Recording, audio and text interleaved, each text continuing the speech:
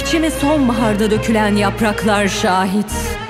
Çiçeğe dökülen yağmur taneleri gibi lekesiz hala aşkım. Tanrı'nın adadığı insansın bana. Sana rüyalarımdan bile sakladığım aşk dünyama. İhanet, ihanet ha.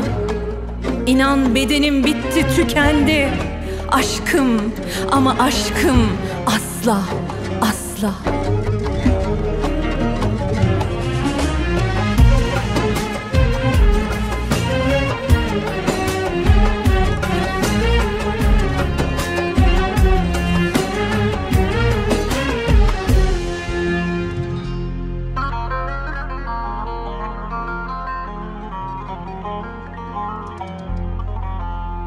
Yalnızlık kolay değil, anladım. Yüreğim yangınlarda, geri dön. Tükendi, bitti artık bedenim. Yalnızlık ölümden de daha zor. Kırık dökük bir sal gibi battım, ha batacağım. Mahşer günü günahına inan kefil olacağım. Dönmeyeceksen söyle, ateşinle yanacağım. Yandım ateşlerde, sevdan gibi yalan yalan. Dönmeyeceksen söyle, ateşinle yanacağım. Yandım ateşlerde, sevdan gibi yalan yalan. Yalan, yalan, yalan. Yalan, yalan, yalan. Sevdan, aşkın yalan, yalan. Yalan, yalan, yalan. Yalan, yalan, yalan. Aşkın, sevdan yalan, yalan.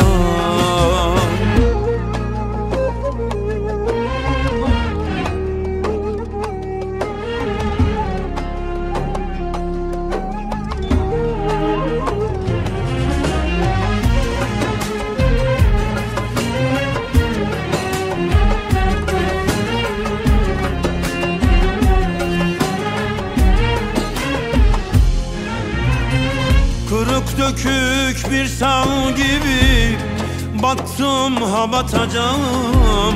Mahşer günü günahına inan kefil olacağım. Dönmeyeceksen söyle, ateşinle yanacağım. Yandım ateşlerde, sevdan gibi yalan yalan. Dönmeyeceksen söyle, ateşinle yanacağım. Yandım ateşlerde, sevdan gibi yalan yalan. Yalan, yalan, yalan. Yalan, yalan, yalan. Sevdan, aşkın yalan, yalan. Yalan, yalan, yalan.